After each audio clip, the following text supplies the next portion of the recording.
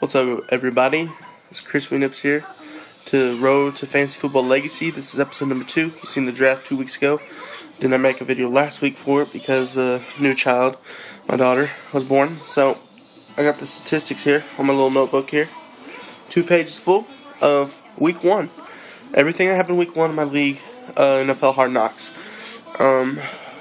Let's see here. Let's get started with week 1. I ended up losing, and I lost. The winning team was Prater Haters, which was my fiance's team. So yes, I lost to my fiance in fantasy football in week 1. Embarrassing, but that's why I need to quit drafting for. Anyways,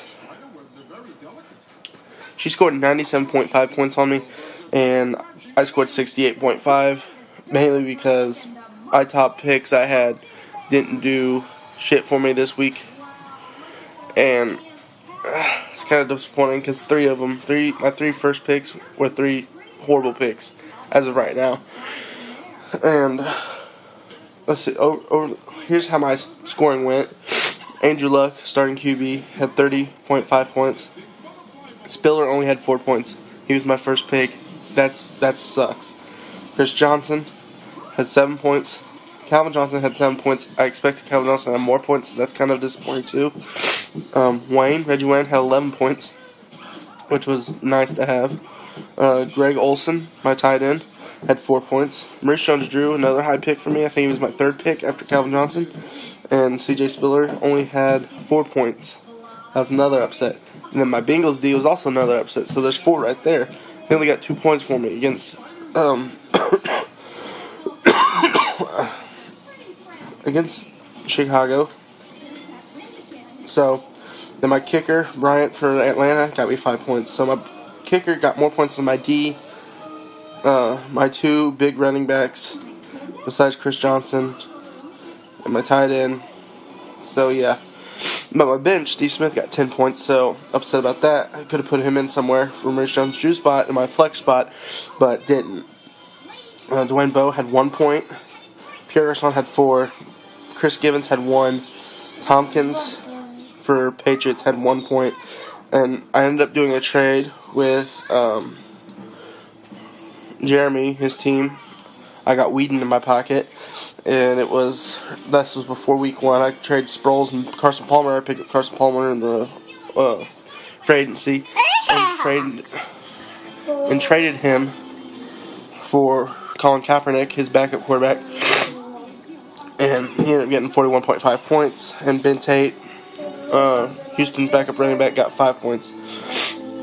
So that's what ended up happening that week. Ended up losing. Her top scorer was Owen Daniels, tight end for Texans. So he had 16 points. So what all happened this week? What other scores? Well, I don't give a fuck winning, which is Ryan's team. Ended up beating Team Bolden. Ryan's team's top scorer was Victor Cruz with 27 points. And Bolden's top scorer was Jason Witten with 16 points. Then my brother moved on to 17-0 in his fantasy football career. He's had 2 fantasy football teams last year and this year, and right now he's 17-0. He ended up beating. I got Weed in my pocket, it was a really close battle, even after Peyton Manning played before anyone else. Dylan's top score was Peyton Manning with 63 points, and Jeremy's was AP with 27 points and AJ Green with 23 points. And I can't say this guy's last name, so it's Meowning. I don't know. LaShawn McCoy was his top scorer. He ended up losing to Trey Howell, Warriors Howell. Moaning, I don't fucking know his last name. LaShawn McCoy's top scorer, like I said, 27 points. And Trey's top scorer was Daniel Thomas, the Miami running back, with 23 points. So that's the standings sit right now in the AFC, which I'm in. I'm very last in my division, 0-1.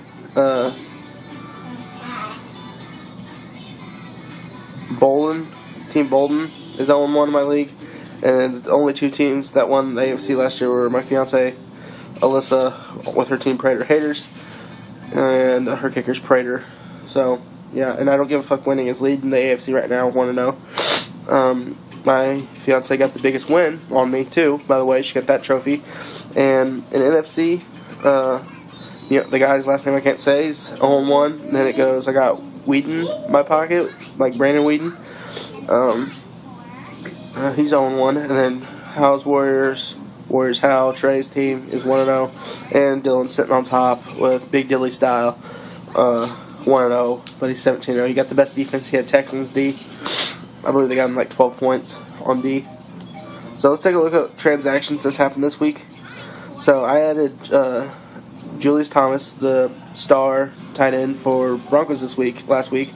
He had a whole bunch of points. I dropped Ben Tate.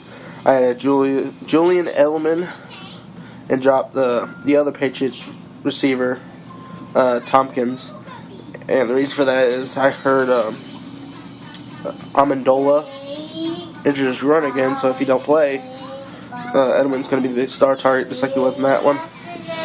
I don't give a fuck winning. Added Jared Cook and dropped Andre Brown. Meowning added Jordan Cameron and dropped Isaiah Peed. I don't know why I couldn't say that. How's Warrior added, I'm going to say it's Jaquay Bell for Detroit, and dropped Sidney Rice. And I also made a trade last night with Trey, Warriors, Hal Warriors, Hal. And I traded Kaepernick for McFadden, just a one. He needs a quarterback. He had Matthew Stafford and RG3. Obviously, he wasn't satisfied with their performances. And I had Kaepernick sitting on the bench. It doesn't really matter to me, so I just let him have him. And I won McFadden by the performance he had last week. I mean. So that's what I decided. We had a big long trade. I was like, let's just trade running back for quarterback, and that'd be fine. So, week 2, I don't give a fuck winning. He's the leader of my division, and I'm the worst team in the division. He's supposed to project to win 99-94. That's not making me feel good. If I go 0-2, that's how I start most of my teams. I start that low, 0-2, 0-3. I normally ended up going at least 500. Which is, 4-4 or whatever, 5-5. So my team, Andrew Luck's projected to get 25 points. Spiller is projected to get 14 points. Chris Johnson, 7 points again. Calvin Johnson, 11 points. Wayne, 11 points. Olsen, 4 points. Maurice Jones-Drew, 6 points. Bengals defense, 7 points. And Bryant, 9 points. Now I don't know if I'm putting McFadden in this week because the trade hasn't went through yet until tomorrow. Or today at 7:29, so I may go ahead and put him in there. But there's also another thing. Meowning, I think it's his name, the guy I can't say his last name. He ended up dropping Russell Wilson for some reason, and I went ahead and tried to get him on waivers. So hopefully I get him as well tomorrow. I think I can get him tomorrow. Hopefully I get him. I have another good backup. That's more trades people might want with me. So. As of right now, I'm 0-1, and I lost to my fiance, first round, depressing. I lost to the only girl in the league, my fiance. She rubs it in quite a bit, but one loss does not determine a season for a team. There's still a comeback coming. We still got the playoffs, and hopefully someone beats my brother 17-0 in his career in fantasy football. So this is Road to Fantasy Football Legacy, Episode 2. These are every Wednesday. I'm going to recap it just like I did today. So, 3 more crispy nips with my NFL Hard Knocks League on ESPN.com. Stay crispy.